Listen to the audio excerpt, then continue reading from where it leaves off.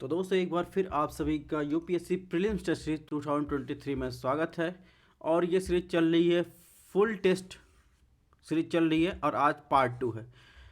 जैसा कि आपको इसके पहले आपने देखा होगा कि एक ही लैंग्वेज हिंदी में था, लेकिन अब जो टेस्ट सीरीज इसके आगे भी होगी क्योंकि इंग्लिश वाला मैटर तैयार हो गया है, तो आपको इंग्लिश यानी हिंदी प्लस इंग्लिश दोनों लैंग्वेज में आपको मैटर मिलेगा। ठीक है, जैसा सेक्शनल वाले में होता था वैसे इसमें भी होगा। तो आज पार्ट 2 में हम क्वेश्चन नंबर 51 से 75 देखेंगे। 1 से 50 जो है पार्ट फर्स्ट में देख चुके थे, और पार्ट 2 में 25 क्वेश्चन कम किए हैं। उसका कारण ये है कि आप लोग जो है पूरा वीडियो तो देखते नहीं, क्योंकि 50 क्वेश्चन तो आप लोग सॉल्व करते नहीं, और 50 क्वेश्चन सॉल्व करने का मतलब लगभग वो 1 घंटे 20 मिनट का वीडियो होता है। मुश्किल से आप लोग जो है स्टार्टिंग से 10 मिनट का वीडियो देखते हैं, तो फ़ायदा नहीं है कोई कि हम आपको इकट्ठा क्वेश्चन दे दें और आप लोग उसको देखें ना, मेरी सारी मेहनत बेकार चले जाए। मैं जो आपके लिए एफर्ट लगा रहा हूँ कि आप लोग इसको देखें समझें, तो आप लोग वो देखेंगे नहीं। और ये फुल टेस्ट हमने अपडेटेड वर्जन के साथ लॉन्च किया है कि आपको करंट वाला भी अपडेट मिल जाए। 2019 का पेपर आप लोग, पता नहीं आपने previous year question paper analysis किया है कि नहीं। 2019 में जो क्वेश्चन आया है वो 2 साल पहले तक का जो है करंट अफेयर यानी कंटेम्प्रेरी इशू का भी क्वेश्चन आया है। ठीक है, तो कहने का मतलब ये है, अगर हम इतनी मेहनत कर रहे हैं तो आप लोग अगर देखते नहीं पूरा तो क्या फ़ायदा है। छोटा छोटा ही रहे, 25 क्वेश्चन का एक वीडियो रहे, आधे घंटे 40 मिनट का, तो आप लोग वो देखिए, वो भी पूरा नहीं देखते हैं। ठीक है, जुड़े हुए हैं जितने लोग उतने लोग तो वीडियो पर बने नहीं रहते। ठीक है, बहरहाल ये हमारा टेलीग्राम चैनल है, आप इस पर स्कैन कर सकते हैं, सारी पीडीएफ आपको इस पर मिलेगी। 100 क्वेश्चन जैसे ही पूरा होगा तो आपको सेपरेट फुल लेंथ के एनालिसिस के साथ आपको इसके मिल जाएगा। इसके अलावा हमारा जो है सेक्शनल टेस्ट भी चल रहा है, और उसको भी इसके पैरेलल चलता रहेगा, बीच बीच में फुल लेंथ और बाकी सेक्शनल टेस्ट चलता रहेगा, तो आपको दोनों देखना है। ठीक है, और अगर आपको ये टेस्ट सीरीज़ पसंद आ रही हो तो चैनल को सब्सक्राइब कर सकते हैं, लाइक कर सकते हैं, नोटिफिकेशन ऑन कर सकते हैं।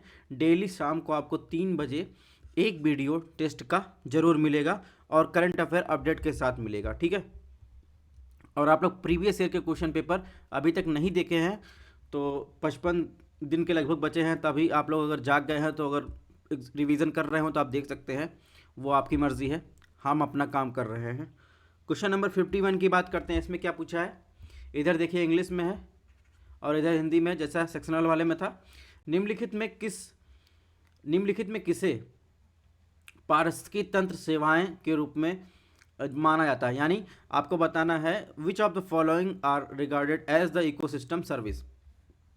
आपको सही उत्तर आपको चूज करना है। ऑप्शन 1 दिया है बायोमास प्रोडक्शन यानी उत्पादन, ऑप्शन 2 वाटर साइकिलिंग, ऑप्शन 3 मृदा निर्माण यानी soil formation, option 4 climatic regulation यानी जलवायु विनियमन।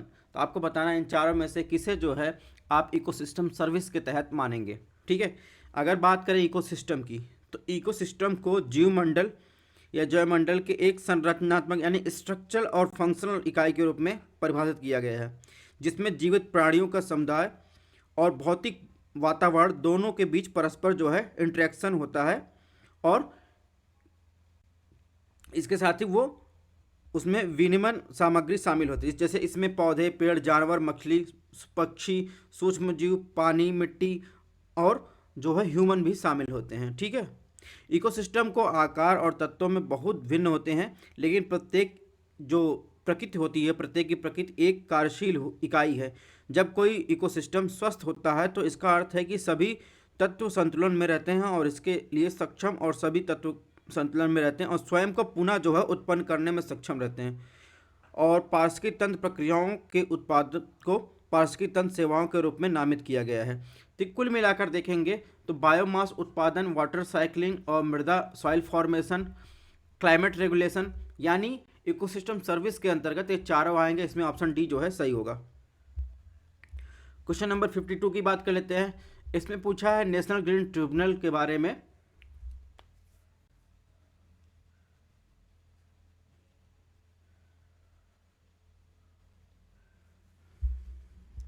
एक सेकंड रुकिए।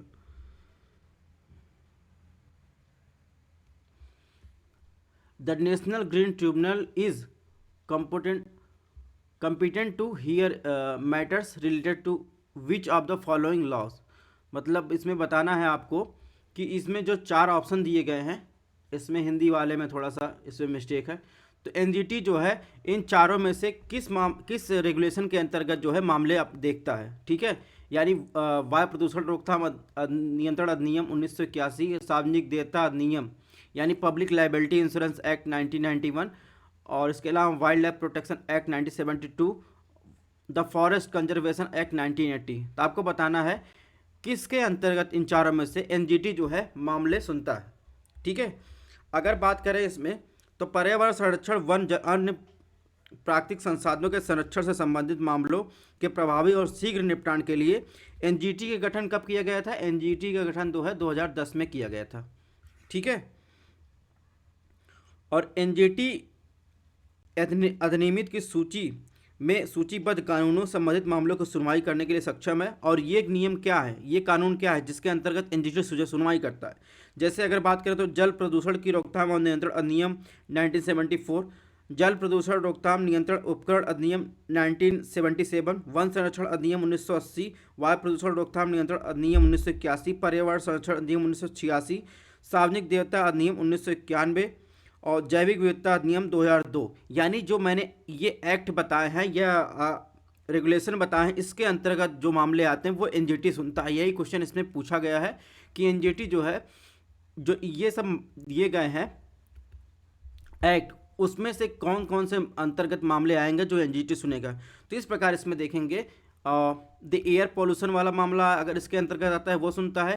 इसके अलावा अगर बात करेंगे तो इसमें पब्लिक लाइबिलिटी इंश्योरेंस,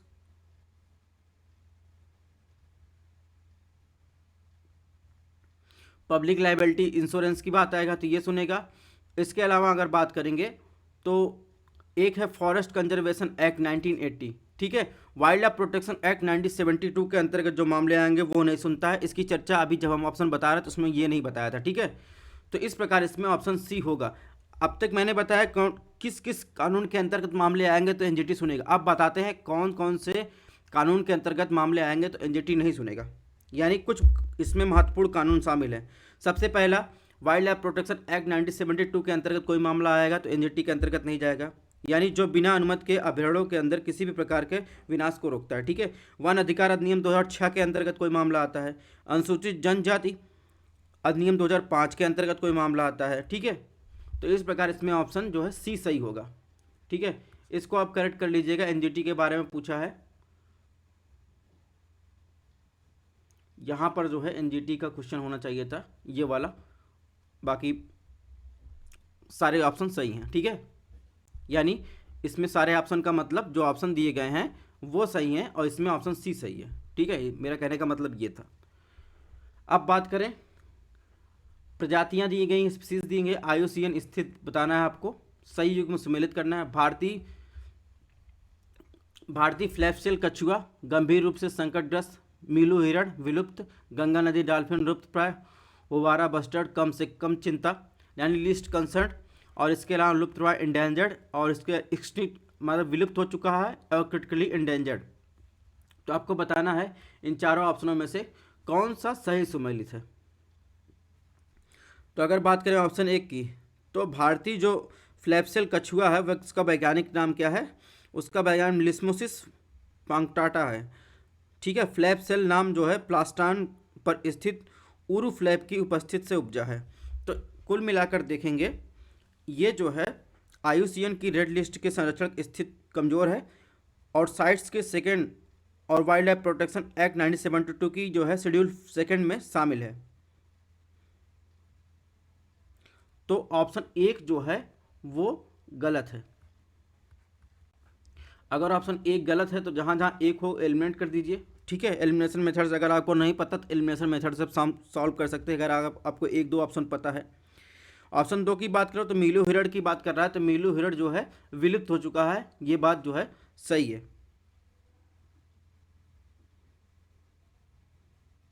19वीं सदी के अंत तक में ये जानवर लुप्त होने के कगार पर थे। यह चीन की नदी घाटियों के लिए मूल स्थानिक थे, और आईयूसीएन रेड लिस्ट की ये इनकी संरक्षण की स्थिति जंगली में यानी जंगल में ये विलुप्त हो चुके हैं, और इनके मांस के शिकार का खतरा है। आर्द्रभूमि आवास का नुकसान और अवैध खनन इनके विलुप्त होने का कारण है। ऑप्शन 3 की बात करें, गंगा नदी डॉल्फिन की बात करी गई है, तो इंडेंजर्ड में ये आती है। ठीक है, ये बात भी सही है। इसके अलावा वाइल्ड लाइफ प्रोटेक्शन एक्ट की शेड्यूल फर्स्ट में शामिल है, साइट्स की एनेक्स फर्स्ट सूची में शामिल है गंगा नदी डॉल्फिन, यानी IUCN के साथ वाइल्ड लाइफ प्रोटेक्शन एक्ट और साइट्स के भी आपको ध्यान रखने हैं किस सूची में, किस एनेक्स में शामिल है। ऑप्शन 4 की बात करें तो हुबारा बस्टर्ड की बात करें तो हुबारा बस्टर्ड जो है ये ऑप्शन गलत है, यानी लिस्ट कंसर्न में नहीं, बल्कि एशियाई हुबारा बस्टर्ड को क्या कहते हैं, मैकफिन के बस्टर्ड के रूप में जाना जाता है। और इसके IUCN की बात करें तो IUCN लिस्ट में इसे संरक्षण की स्थिति जो है संवेदनशील में रखा गया है। तो इस प्रकार इसमें 2 और 3 जो है सही, यानी ऑप्शन ए। इसके अलावा करंट में IUCN जो है अभी हाल ही में न्यूज़ था, और न्यूज़ में क्यों था, क्योंकि अभी हाल ही में जो है international union for conservation nature IUCN जो है अपने जो है रेड लिस्ट को अपडेट किया है। ठीक है, और COP15 जो बायोडाइवर्सिटी कॉन्फ्रेंस हुआ कनाडा में, वो हुआ था COP15। ठीक है, और इसके अलावा उसने क्या किया है, अपनी जो रेड लिस्ट है उसको अपडेट किया है। और रेड लिस्ट की कैटेगरी के बारे में आप यहाँ से पढ़ सकते हैं, यानी कौन से विलुप्त हैं, कौन सी जो है लिस्ट कंसर्न में, कौन थ्रेटेंड में है, आपको इसमें जो है विस्तार पूर्वक दिया है। आप इसमें पढ़ते, एनवायरमेंट इकोलॉजी में हमने इसकी चर्चा विस्तार पूर्वक की है, आप वहाँ से भी पढ़ सकते हैं, जो करंट अफेयर की क्लास हुई थी। क्वेश्चन नंबर 54 की बात करते हैं, तो इसमें कुछ गद्यांश दिए गए हैं और बताना इन चारों उद्यानों में से किसकी बात कर रहा है।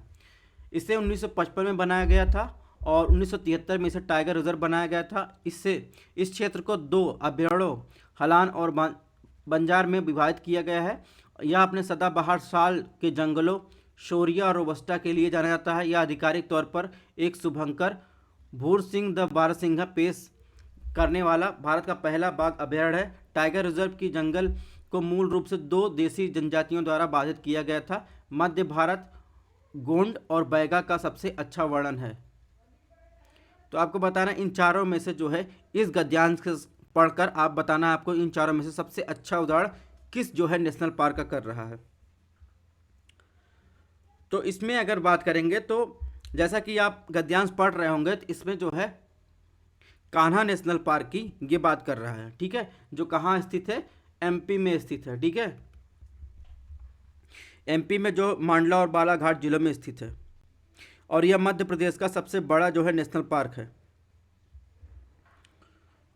और कान्हा नेशनल पार्क एक राष्ट्रीय उद्यान यानी नेशनल पार्क और टाइगर रिजर्व भी है। वर्तमान में कान्हा क्षेत्र को 2 अभयारण्य यानी हलौन और बंजर में विभाजित किया गया है।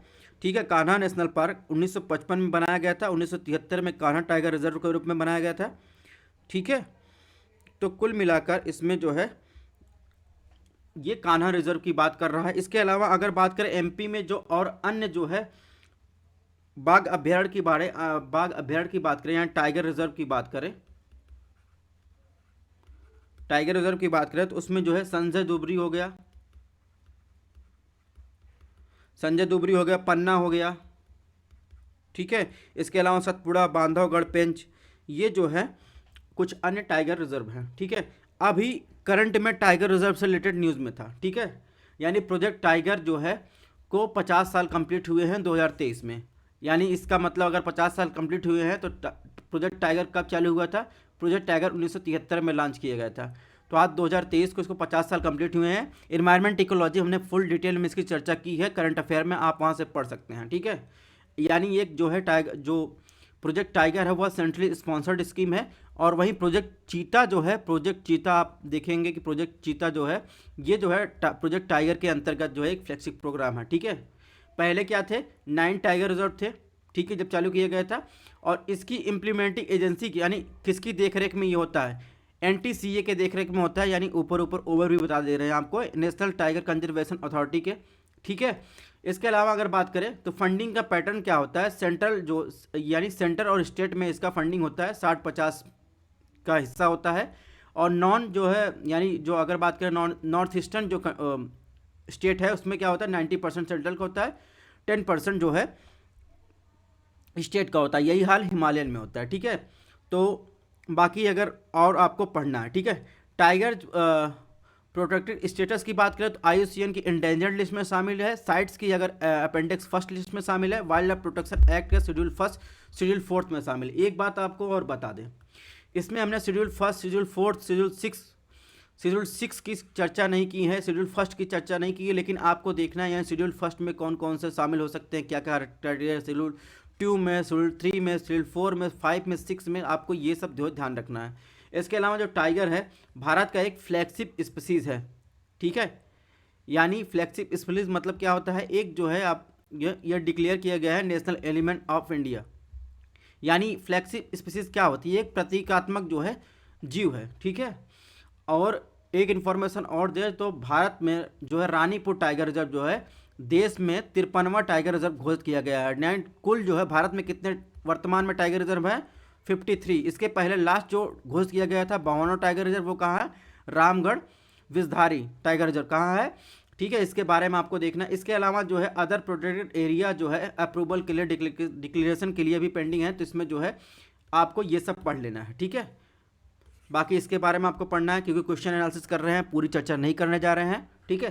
क्वेश्चन नंबर 55 की बात करें, ऑप्शन 1 में निर्माता रोग एक गंभीर रोग है जो शीशे की गंभीर विषाक्तता के कारण होता है और 1980 में जापान में निर्माता शहर में खोजा गया था। ऑप्शन 2 चिपको आंदोलन गले लगाकर पेड़ों की रक्षा के लिए सामाजिक पारिस्थितिकी आंदोलन है। ऑप्शन 3 एक की स्टोन प्रजाति को पर्यावरणीय कारणों का प्रतिनिधित्व करने के लिए चुना जाता है, जैसे कि एक पारिस्थितिकी तंत्र जिसे संरक्षण की आवश्यकता है। आपको बताना है इसमें कौन सा ऑप्शन गलत है। अगर ऑप्शन 1 की बात करें तो निर्माता रोग जो है न्यूरोलॉजिकल रोग है जो बड़ी मात्रा में मछली और सेलफिश की दैनिक खपत के कारण होता है।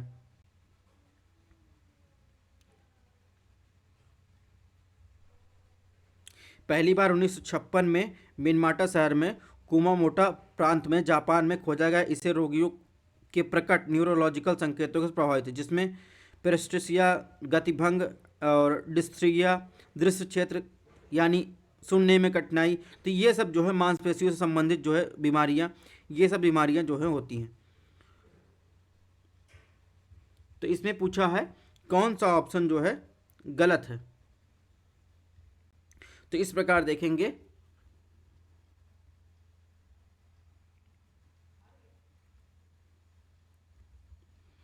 तो ये बात कर रहा है 1980 में, जबकि ये क्या है 1956 में जो है पहली बार जो है मिनमाटा शहर कुमामोटो प्रांत में जापान में खोजा गया था। तो अगर ये इसको यहाँ 1980 नहीं होता, 1956 होता, तो ये ऑप्शन सही होता है, लेकिन ये ऑप्शन गलत है।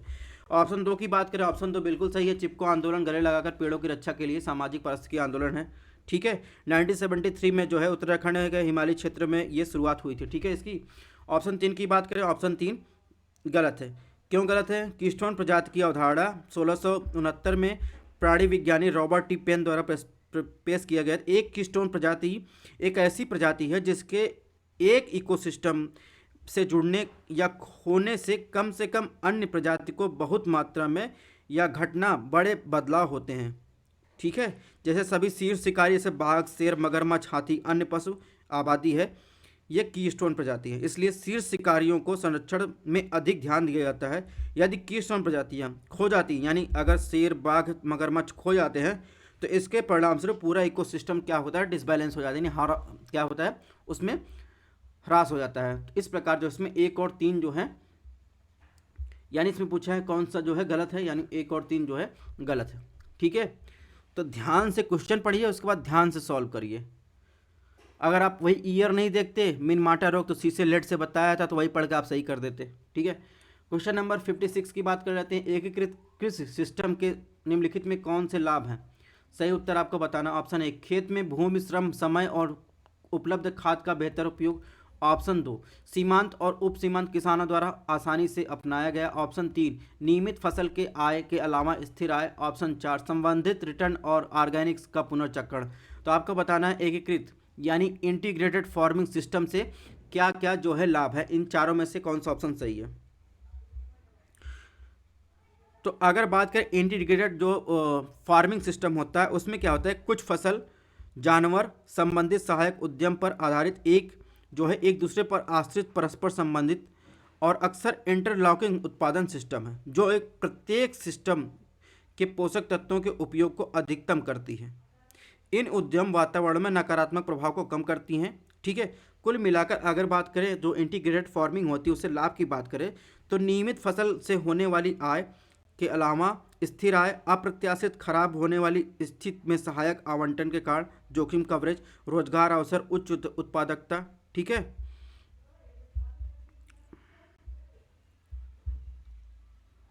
एक सेकंड, यानी संवर्धित रिटर्न, ऑर्गेनिक्स पुनर्चक्रण, सीमांत और उप सीमांत किसानों द्वारा आसानी से अपनाया गया और कृषि गतिविधियों के समान उत्थान, खेत में भूमि, श्रम और समय और उपलब्ध खाद का बेहतर उपयोग। तो कुल मिलाकर ये इंटीग्रेटेड जो कृषि है उससे ये लाभ है जो मैंने बताया। बाकी इसमें जो है तो देखेंगे ये जो है चारों लाभ जो है होते हैं। ठीक है, चारों लाभों की चर्चा हमने कर ली है। क्वेश्चन नंबर 57 की बात करते हैं। इसमें क्या पूछा है, निम्नलिखित कथनों पर विचार करें, कौन सा कथन सही है। ऑप्शन 1, रिवर सिटीज अलायंस जल शक्ति मंत्री द्वारा शुरू की गई शहरी नदियों के सतत प्रबंधन के लिए नदी शहरों के लिए विचार, चर्चा, सूचनाओं का आदान प्रदान करने के लिए एक समर्पित मंच है। ऑप्शन 2, कृषि और किसान कल्याण मंत्रालय सूखे की स्थिति से निगरानी के प्रबंधन के लिए नोडल मंत्रालय है। आपको बताना है इसमें दोनों में से कौन सा सही है। ऑप्शन 1 की बात करें तो ऑप्शन जो एक जो है वो बिल्कुल सही, यानी जल शक्ति मंत्रालय ने ही रिवर सिटीज अलायंस द्वारा शुरू की गई एक शहरी नदियों के सतत प्रबंधन के लिए नदियों शहरों के विचार, चर्चा, सूचनाओं का आदान प्रदान के लिए एक समर्पित मंच है। ऑप्शन 2 की बात करें तो ऑप्शन 2 भी सही है, यानी कृषि और किसान कल्याण मंत्रालय सूखे की स्थिति निगरानी के लिए प्रबंधन के लिए एक नोडल मंत्रालय है। ठीक है, और अचानक जो सूखे की घटना होती है वो उत्तम आवृत मुख्य रूप से उष्णकटिबंधीय और उपोष्णकटिबंधीय क्षेत्रों में पाई जाती है। इनमें ब्राज़ील एक बड़ा हिस्सा है, साहेल प्रदेश जो अफ्रीका में है, इसके अलावा ग्रेट रिफ्ट वैली भारत शामिल है। ठीक है, तो आईएमडी यानी इंडियन मेट्रोलॉजिकल जो डिपार्टमेंट प्रारंभिक चेतावनी और पूर्वानुमान प्रदान करने के लिए नामित एजेंसी है। बाकी नोडल मंत्रालय कौन है, कृषि और किसान कल्याण मंत्रालय। तो इस प्रकार इसमें जो है ऑप्शन सी सही होगा। क्वेश्चन नंबर 58 की बात कर लेते हैं। 58 में क्या है, हाल ही में ई अमृत इलेक्ट्रॉनिक वाहनों यानी ईवी पर एक वेब पोर्टल है, किसके द्वारा लॉन्च किया गया था, खबरों में देखा गया था। तो आपको बताना है ई अमृत। तो ई अमृत जैसा कि पता ही आपको जो है ये इलेक्ट्रॉनिक वाहनों पर एक वेब पोर्टल भारत द्वारा ग्लासगो में यूके के COP26 यानी पेरिस जो सम्मेलन हुआ था उसका शिखर सम्मेलन में लॉन्च किया गया था। ठीक है, तो इस प्रकार इसमें ऑप्शन बी है। बाकी इसके बारे में यानी इसका उद्देश्य की बात करें तो इसका उद्देश्य इलेक्ट्रॉनिक वाहनों उपयोगकर्ता और इलेक्ट्रॉनिक वाहन अपनाने वाले को सहायता करना। क्वेश्चन नंबर 59 की बात कर लेते हैं। इसमें क्या पूछा है, इसने पूछा आर्द्रभूमि के ह्रास में यानी डिप्लीशन में निम्नलिखित में कौन सा कारण है। सही कथन, अधिक चराई, आवास विनाश, वनों की कटाई, घरेलू कचरा, कृषि अपवाह। तो इसको मुझे लगता है कि बताने की ज़रूरत नहीं है कि वेटलैंड जो डिप्लीशन हो रहा है उसमें जो है क्या क्या भूमिका निभाता है।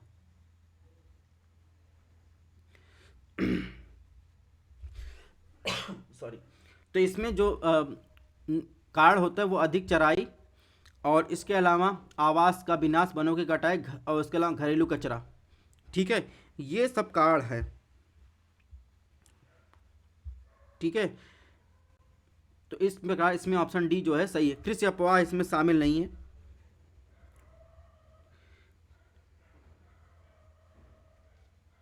अगर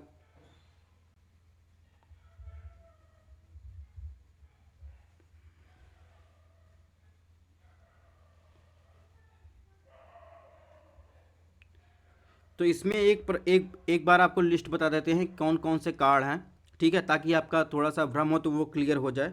जैसे कृषि के लिए भूमि का रूपांतरण, अति चराई, क्यूरियोरियो के बालू हटाना, एक्वा कल्चर, विनाश स्थान और इसके अलावा वनों की कटाई, प्रदूषण, कृषि अपवाह, औद्योगिक स्राव, जलवायु परिवर्तन।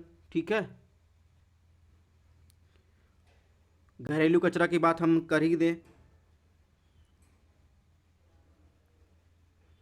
तो इसमें ऑप्शन 4 भी कृषि अपवाह जो भी ये भी जो है इसका विनाश का कारण है। ठीक है, कहीं ना कहीं तो इसमें जो ऑप्शन होगा 1 2 3 4, ठीक है, यानी ऑप्शन डी होगा। ठीक है,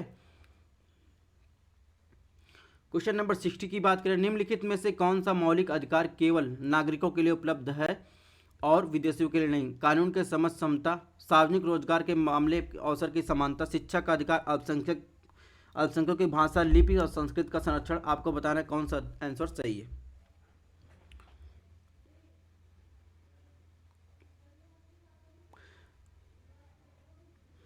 तो चलिए देख लेते हैं इसमें कौन कौन से जो है विदेशियों के लिए जो है उपलब्ध नहीं है, नागरिकों के लिए उपलब्ध हैं। तो मौलिक अधिकार व्यक्ति की गरिमा को बनाए रखते हैं और मौलिक अधिकार राज्य के आक्रमण से लोगों की स्वतंत्रता की रक्षा करते हैं, ठीक है। जबकि अधिकांश मौलिक अधिकार नागरिकों और विदेशियों के लिए समान रूप से उपलब्ध हैं। उदाहरण के लिए अनुच्छेद 21। और कुछ अधिकार केवल भारतीय नागरिकों, उदाहरण के लिए अनुच्छेद 19। वे मौलिक अधिकार जो केवल भारत के नागरिकों के लिए उपलब्ध हैं, अनुच्छेद 15, 16, 19, ठीक है, 29, 30, ठीक है। तो इस प्रकार देखेंगे इसमें जो है ऑप्शन सी जो है सही है, यानी सार्वजनिक रोजगार के मामले में अवसर की समानता और इसके अलावा अल्पसंख्यकों की भाषा, लिपि, संस्कृत का संरक्षण, ठीक है। यानी कानून के समझ समानता, शिक्षा का अधिकार ये विदेशियों को भी उपलब्ध है। क्वेश्चन नंबर 61 की बात करें, निम्नलिखित में कौन से निदेशक सिद्धांत संवैधानिक संशोधनों द्वारा जोड़े गए थे? सही उत्तर आपको बताना है। ऑप्शन 1 समान न्याय को बढ़ावा देना, गरीबों को मुफ्त कानूनी सहायता प्रदान करना। ऑप्शन 2 सहकारी समितियों को स्वैच्छिक गठन, स्वायत्ता, कामकाज, लोकतांत्रिक नियंत्रण, पेशेवर प्रबंधन को बढ़ावा देना। ऑप्शन 3 आय, स्थित सुविधाओं और अवसरों असमानताओं को कम करना। आपको बताना है निम्नलिखित में से तीन ऑप्शनों में से कौन से ऐसे ऑप्शन हैं वो सही हैं डीपीएसपी के बारे में जो अमेंड करके जोड़े गए थे। तो ऑप्शन 1 की बात करें तो 1976 में 42वें संविधान अमेंडमेंट द्वारा मूल सूची में 4 नए निदेशक सिद्धांत जोड़े गए थे, जैसे बच्चों के स्वास्थ्य और विकास के लिए अवसर सुरक्षित करना, अनुच्छेद 39। समान न्याय को बढ़ावा देना, गरीबों को मुफ्त कानूनी सहायता प्रदान करना, अनुच्छेद 39E। उद्योगों के प्रबंधन में श्रमिकों की भागीदारी सुनिश्चित करना, अनुच्छेद 43A। पर्यावरण की रक्षा सुधार करना और वनों और वन्य जीवों की रक्षा करना, अनुच्छेद 48A। तो इस प्रकार इसमें ये ऑप्शन सही, यानी 42वें संविधान संशोधन द्वारा 1976 में ये जोड़ा गया था। इसके अलावा अगर बात करें ऑप्शन 2 की, तो ऑप्शन 2 भी सही है। 2011 में जब 97 यानी 97वां संविधान संशोधन हुआ था, इसके माध्यम से जोड़ा गया था। ऑप्शन 3 की बात करें तो ऑप्शन 3 भी सही है। 1978 में जो है 44वें संविधान संशोधन द्वारा ये जोड़ा गया था कि आय, स्थित सुविधाओं और अवसर की असमानताओं को कम करना, ठीक है, 38 अनुच्छेद 38 में।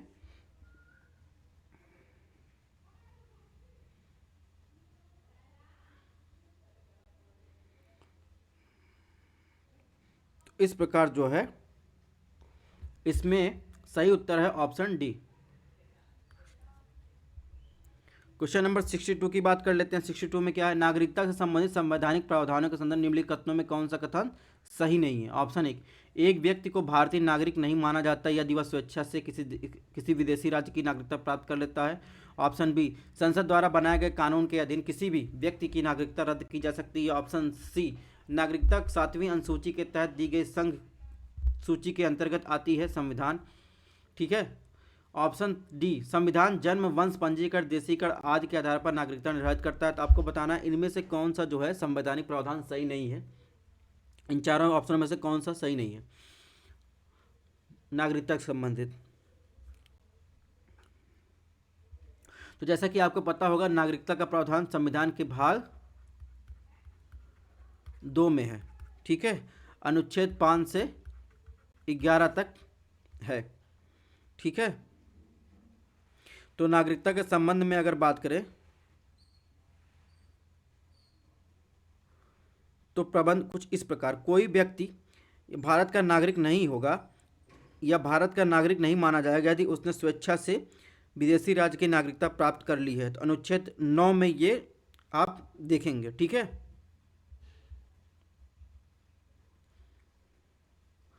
और इसके अलावा प्रत्येक व्यक्ति जो भारत का नागरिक है, यह माना जाता है कि संसद द्वारा बनाया गया किसी भी कानून अनुच्छेद 10 में प्रावधान के प्रावधानों के अधीन है, ऐसा नागरिक बना रहेगा। और इसके अलावा संसद के पास नागरिकता के अधिकार समाप्ति, नागरिकता के संबंधित अन्य सभी मामलों के संबंध में प्रावधान करने की शक्ति होगी, जो अनुच्छेद 11 में वर्णित है। ठीक है, तो इस प्रकार जो है इसमें देखेंगे तो संविधान जन्म, वंश, पंजीकरण, देशीकरण आदि के आधार पर नागरिकता निर्धारित करता है। ठीक है, तो इसमें ये ऑप्शन जो है सही नहीं है।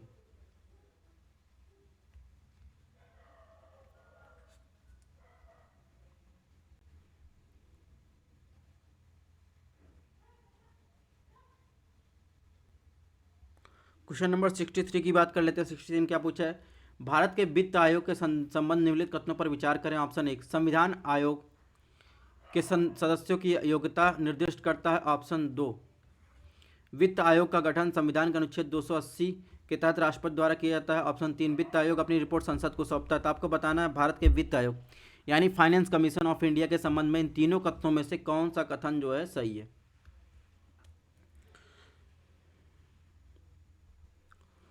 तो इसमें अगर बात करें तो संसद कानून द्वारा आयोग के सदस्यों के रूप में नियुक्त के लिए एक आवश्यक योग्यता जिस तरीके से उनका चयन किया जाएगा निर्धारित कर सकती है। संविधान भारत के वित्त आयोग के सदस्यों की योग्यता निर्दिष्ट नहीं करता। आयोग के अध्यक्ष का चयन सार्वजनिक मामलों के अनुभव रखने वाले व्यक्तियों और 4 अन्य सदस्यों से किया जाता है। तो इस प्रकार अगर बात करें तो संविधान में ऐसा कोई प्रावधान नहीं कि उनकी योग्यता निर्दिष्ट करे, तो ये ऑप्शन गलत हो जाएगा। तो जहाँ एक हो उसको एलिमिनेट कर दीजिए। ऑप्शन 2 की बात करें, ऑप्शन 2 बिल्कुल सही है, यानी फाइनेंस कमीशन जो है संविधान के अनुच्छेद 280 के तहत गठित एक संवैधानिक निकाय है। ऑप्शन 3 की बात करें, ऑप्शन 3 जो है ये गलत है, यानी वित्त आयोग अपनी रिपोर्ट राष्ट्रपति को, एक सेकेंड,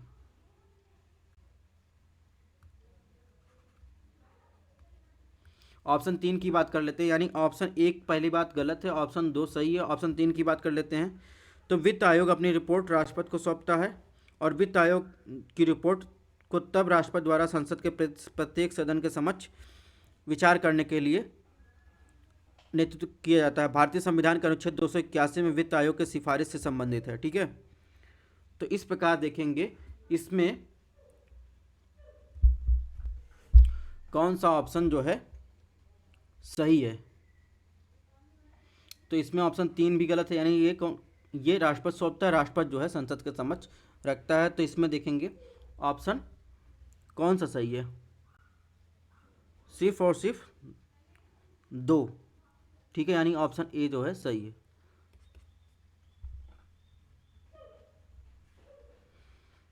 क्वेश्चन नंबर 64 की बात कर लेते हैं। 64 में क्या है? इसमें पूछा निम्नलिखित युग्मों पर विचार कीजिए, कौन सा कथन सही है। ऑप्शन 1 शंकरी प्रसाद मामला प्रस्तावना संविधान का अंग नहीं है, संसद किसी भी मौलिक अधिकार को कम कर सकती है। ऑप्शन 2 बेरूबारी मामला संसद किसी भी मौलिक अधिकार को कम कर सकती है। केशवानंद भारती मामला मूल संरचना का सिद्धांत विकास हुआ। मिनरवा मिल्स केस में क्या हुआ? मौलिक अधिकार और निर्देशक सिद्धांत संतुलित होने चाहिए। तो आपको बताना इन चारों मामले में जो इसमें बताया गया है तो उसमें सही युग्म कौन से मिले थे। अगर बात करें तो शंकरी प्रसाद मामले में, तो शंकरी प्रसाद जो वाद हुआ था, एक सेकंड, शंकरी प्रसाद वाद 1951 सर्वोच्च न्यायालय ने फैसला सुनाया था कि 368 यानी संविधान का वो अनुच्छेद जिसके माध्यम से संशोधन किया जाता है, 368 में संशोधन करने की संसद की शक्ति, मौलिक अधिकारों में संशोधन करने की शक्ति भी शामिल है। ठीक है, यानी सुप्रीम कोर्ट ने यह माना था। अनुच्छेद 13 में कानून शब्द में केवल सामान्य कानून शामिल है, न कि संवैधानिक संशोधन अधिनियम। इसलिए संसद संवैधानिक संशोधन अधिनियम बनाकर किसी भी मौलिक अधिकार को कम कर सकती है या छीन सकती है, और ऐसा कानून अनुच्छेद 13 के तहत शून्य नहीं होगा। तो इस प्रकार जो है ऑप्शन 1 जो है जी, जो प्रस्तावना संविधान का अंग नहीं है और संसद किसी भी मौलिक अधिकार को कम कर सकती है, तो इससे संबंधित नहीं है, ये ऑप्शन गलत है। ऑप्शन 2 की बात करें तो बेरूबारी केस की बात करें तो इसका इस्तेमाल संविधान के अनुच्छेद 143(1) के तहत उसके संदर्भ के रूप में किया गया था, जो बेरूबारी संघ में संबंधित भारत पाकिस्तान समझौते का कार्यान्वयन पत्र था। और उन परिक्षेत्रों का आदान प्रदान था जो और उन जिन पर विचार करने के लिए 8 सदस्यों वाली पीठ द्वारा निर्णय लिया गया था। न्यायाधीशों ने बेरुबारी मामले के माध्यम से कोर्ट में कहा कि प्रस्तावना निर्माताओं के दिमाग को खोलने की कुंजी है, लेकिन इससे संविधान का हिस्सा नहीं माना जाएगा, इसलिए यह कानून की अदालत में लागू करने योग्य नहीं है। तो इस प्रकार ऑप्शन 2 भी गलत है। बेरुबारी क्या था? बेरुबारी वो था, एक मैटर था कि वो भारत और बांग्लादेश के बीच जो लैंड आदान प्रदान हुआ था। ठीक है। ऑप्शन 3 की बात करें तो ये बात बिल्कुल सही, केशवानंद भारती मामले में बेसिक स्ट्रक्चर का कॉन्सेप्ट आया था और इसी में माना गया था कि प्रस्तावना जो है संविधान का भाग है। ठीक है। इसके अलावा ऑप्शन 4 की बात करें तो ऑप्शन 4 भी सुमेलित है। मिनर्वा मिल्स मामला 1980 में सर्वोच्च न्यायालय ने संविधान संशोधन करने की संसद की निरंकुश शक्ति को अमान्य कर दिया था। ठीक है। और दोहराया था कि ये जो है जुडिशियल रिव्यू के अंतर्गत जो है, यानी न्यायिक समीक्षा जो है संविधान की एक बेसिक स्ट्रक्चर के अंतर्गत शामिल किया था जुडिशियल रिव्यू के। तो इस प्रकार इसमें जो है 3 और 4 जो है सुमेलित, यानी ऑप्शन सी। क्वेश्चन नंबर 65 की बात कर लेते हैं। 65 में क्या पूछा है? निम्नलिखित कथनों पर विचार करें। आस्था की स्वतंत्रता, व्यक्ति की गरिमा, आर्थिक स्वतंत्रता, अवसर की समानता भारत के संविधान की प्रस्तावना में ऊपर दिए गए उद्देश्यों में कौन बताया गया है? ये क्वेश्चन यूपीएससी प्रीलिम्स में आया है। ठीक है। यूपीएससी प्रीलिम्स का क्वेश्चन है,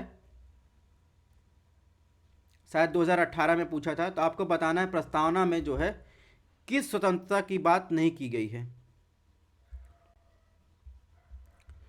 तो आपने प्रस्तावना तो पढ़ा ही होगा। हम भारत के लोग भारत को संपूर्ण प्रभुत्व संपन्न समाजवादी पंथ निरपेक्ष लोकतंत्रात्मक गणराज्य बनाने के लिए तथा इसके समस्त नागरिकों को सामाजिक आर्थिक राजनीतिक न्याय, ये तो न्याय की बात हो गई। अब इसमें क्या कह रहा है? इसमें भारत के संविधान की प्रस्तावना के ऊपर दिए गए उद्देश्यों में कौन सा बताया गया है? तो सामाजिक आर्थिक राजनीतिक न्याय, विचार अभिव्यक्त विश्वास धर्म उपासना की स्वतंत्रता, प्रतिष्ठा और अवसर की समानता यानी समता प्राप्त करने के लिए उन सब में व्यक्ति की गरिमा और अखंडता यानी राष्ट्र की एकता तथा अखंडता सुनिश्चित करने वाली बहुमतता बढ़ाने के लिए दृढ़ संकल्पित होकर अपनी इस संविधान सभा में आज दिनांक 26 नवंबर 1949 को इधर द्वारा संविधान सभा को अंग्रित या अधिनियमित आत्मसमर्पित करते हैं। तो कुल मिलाकर अगर देखेंगे इसमें आस्था की स्वतंत्रता जो है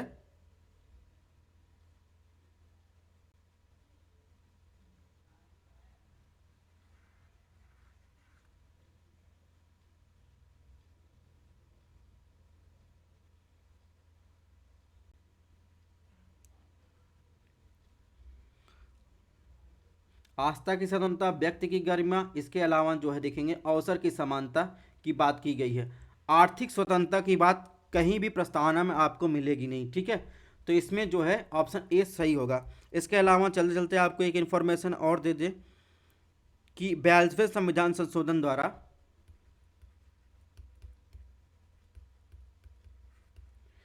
जो 1976 में हुआ था तो 3 शब्द जोड़े गए थे प्रस्तावना में। और ये ध्यान रखने वाली बात है कि प्रस्तावना में आज तक सिर्फ एक ही बार संशोधन हुआ है।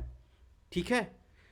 और ये भी बात ध्यान रखने वाली बात है, केशवानंद भारतीवाद में जो है केशवानंद वाद में सर्वोच्च न्यायालय ने इसे संविधान का भाग माना है। ये बात आपको ध्यान रखना है, क्वेश्चन कई बार आया है। तो वो 3 शब्द क्या जोड़े गए? समाजवादी, धर्मनिरपेक्ष और अखंडता। ठीक है।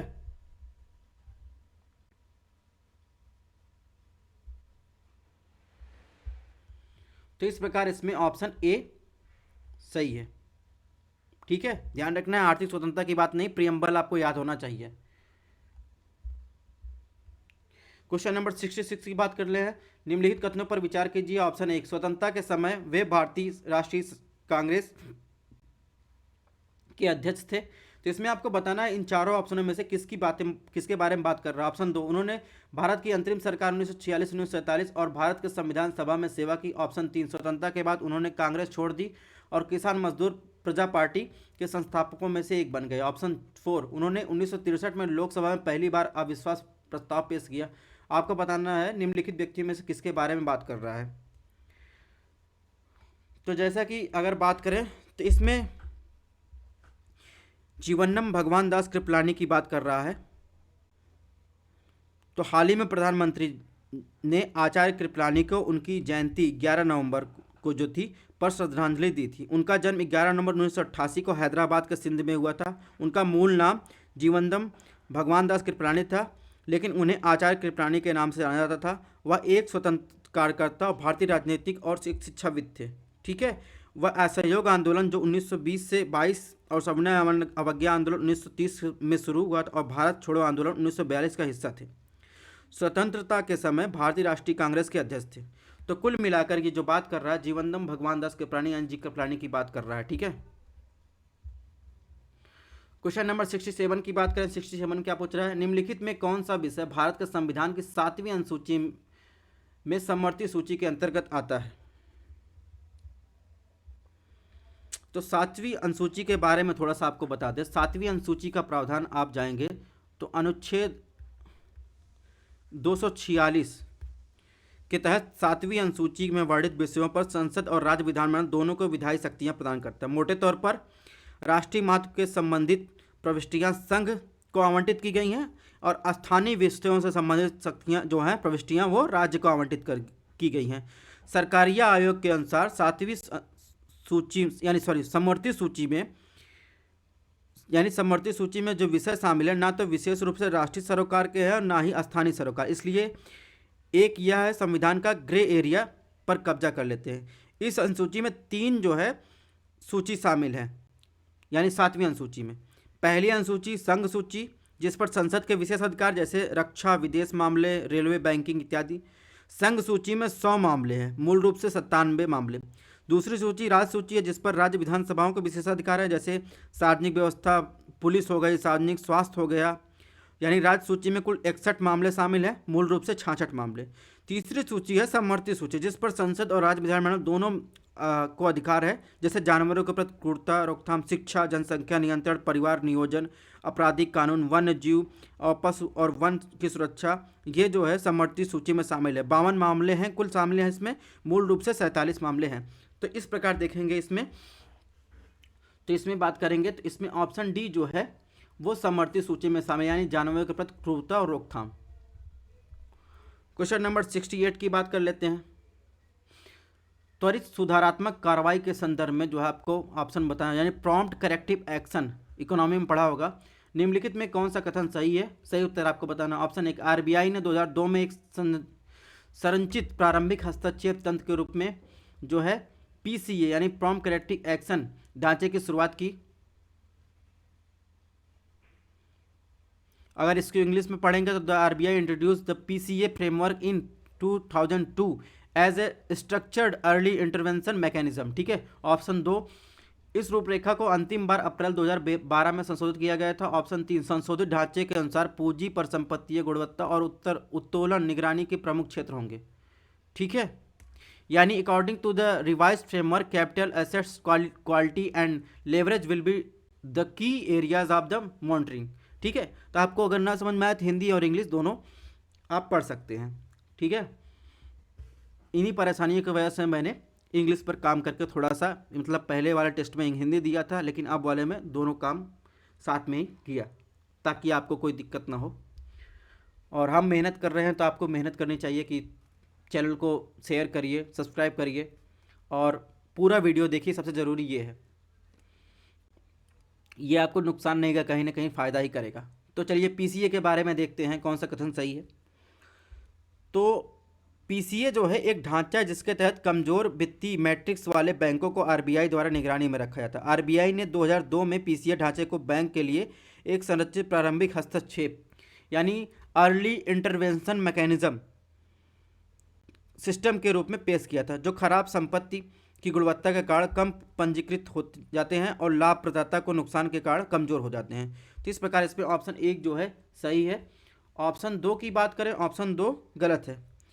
यानी जो है ढांचे को अंतिम बार जो है 2017 में जो है संशोधित किया गया था। ठीक है। ऑप्शन 3 की बात करें, ऑप्शन 3 भी सही है। तो इस प्रकार इसमें सही उत्तर जो है 1 और 3 होगा। ठीक है। बाकी पीसीए के बारे में आपने ढेर सारी इन्फॉर्मेशन रखी होगी। क्वेश्चन नंबर 69 की बात करते हैं।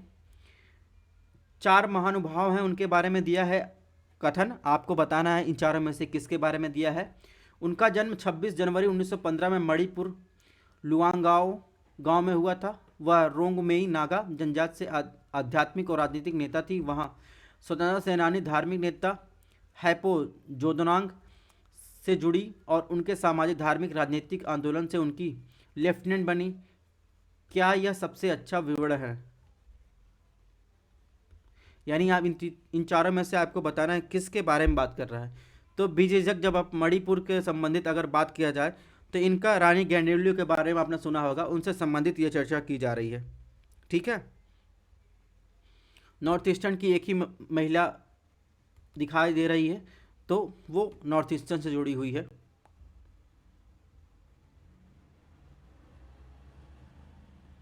अब बात करते हैं क्वेश्चन नंबर 70 की।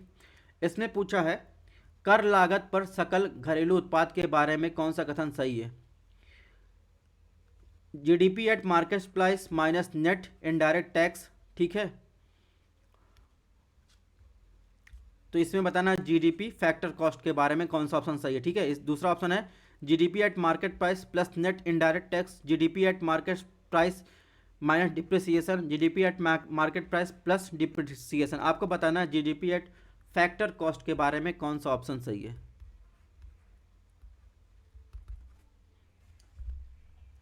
कारक लागत पर जीडीपी के संबंध की बात करें तो कारक लागत यानी फैक्टर कॉस्ट पर सकल घरेलू उत्पाद बाजार कीमतों पर सकल घरेलू उत्पाद है जिसमें शुद्ध उत्पाद घटाया जाता है और बाजार उपभोक्ताओं द्वारा भुगतान की जाने वाली कीमतें हैं। बाजार की कीमतों में उत्पाद कर और सब्सिडी भी शामिल होती है। यानी फैक्टर कॉस्ट से तात्पर्य है उत्पादकों द्वारा प्राप्त उत्पादों की कीमतों से है। इस प्रकार कारक लागत बाजार की कीमतों के बराबर है, अर्थात शून्य से शुद्ध अप्रत्यक्ष कर।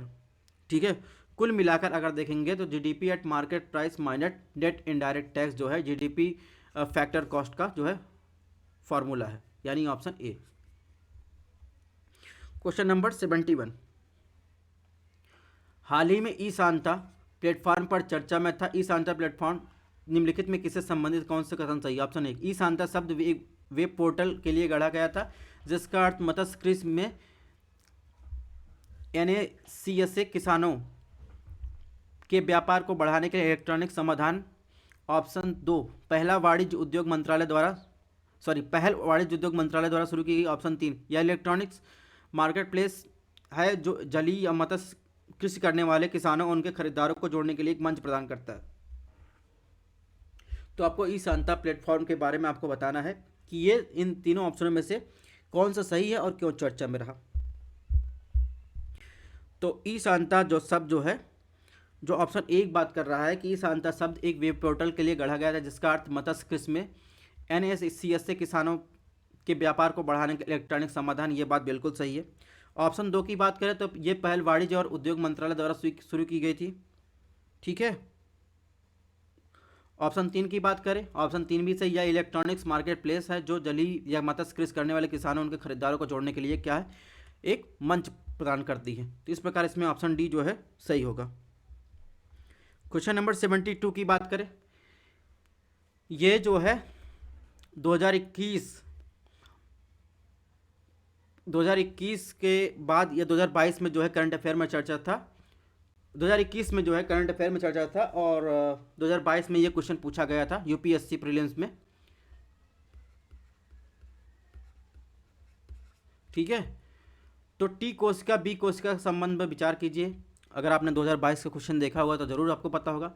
टी कोशिकाएं थाइमस कोशिका और बी कोशिकाएं अस्थिमज्जा कोशिकाएं जन्मजात प्रतिरक्षा प्रक्रिया के प्रमुख सेलुलर घटक हैं। ऑप्शन 2, टी कोशिकाएं कोशिका मध्यस्थ प्रतिरक्षा में शामिल होती हैं जबकि बी कोशिकाएं मुख्य रूप से ह्यूमर या हास प्रतिरक्षा के लिए जिम्मेदार होती हैं। ऑप्शन 3, बी और टी दोनों कोशिकाएं संरचनात्मक रूप से समान हैं और लसिका सिस्टम का एक हिस्सा है। तो आपको बताना है बी टी सेल और बी सेल के संबंध में कौन सा कथन सही है।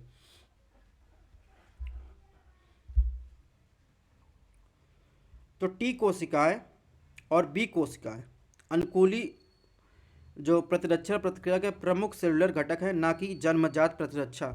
इस प्रकार ये ऑप्शन 1 गलत हो जाएगा। तो ऑप्शन 1 जहाँ जहाँ हो उसको एलिमिनेट कर दीजिए।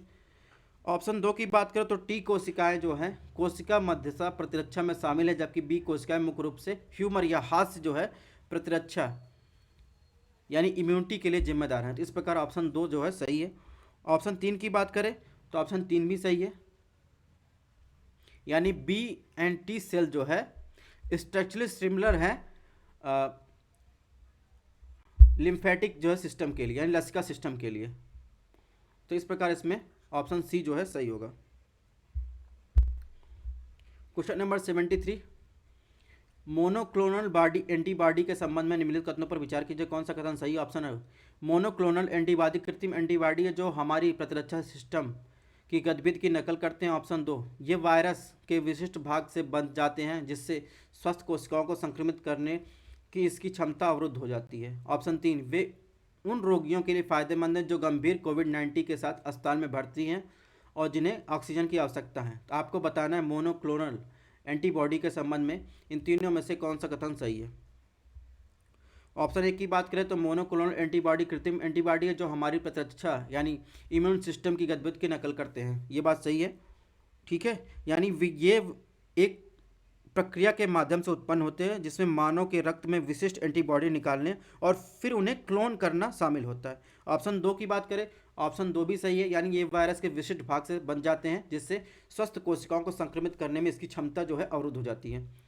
तो इस ऑप्शन 3 की बात करें, ऑप्शन 3 जो है गलत है, यानी अब तक इन उपचारों ने हल्के मध्यम कोविड-19 वाले उच्च जोखिम वाले समूहों में सबसे अधिक सफलता दिखाई है। वे गंभीर कोविड-19 के साथ अस्पताल में भर्ती लोगों और ऑक्सीजन की आवश्यकता वाले लोगों के उपयोग के लिए अनुमोदित नहीं है। तो इस प्रकार इसमें 1 और 2 सही है, यानी ऑप्शन डी। क्वेश्चन नंबर 74 की बात करते हैं। 74 में क्या पूछा है, 74 में आपको बताना है आयम्बिल व्रत, एम्बिल व्रत जो है यानी फास्ट को किस धर्म से रिलेटेड है, यानी जैनिज्म, बुद्धिज्म, हिंदुज्म या आजीवक। तो ये एम्बिल व्रत जो है वो एक प्रकार का जैन बाहरी तप है, जैसे जिसमें रस त्याग के तहत है, यानी वैज्ञानिक रूप से मन, शरीर और आत्मा को लाभ देने के लिए बनाया गया है। तो कुल मिलाकर ये जैन धर्म से संबंधित है।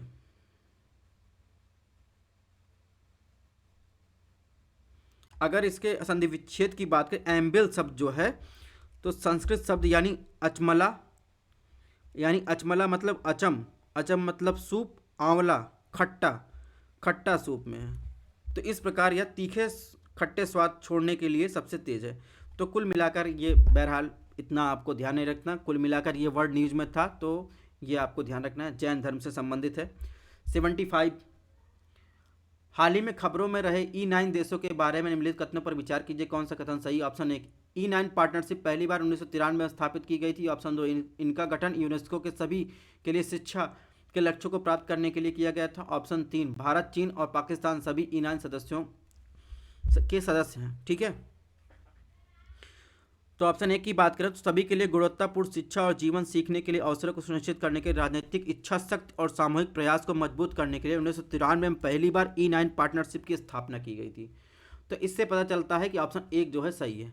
तो ऑप्शन बी में ऑप्शन 1 नहीं है, इसको एलिमिनेट कर दीजिए। ऑप्शन 2 की बात करें, इसका गठन यूनेस्को के सभी के लिए शिक्षा लक्ष्य प्राप्त करने के लिए, यानी E9 partnership sustainable development goal number 4 जो सभी के लिए शिक्षा अनिवार्य करता है 2030 की उपलब्धि के लिए काम कर रही है।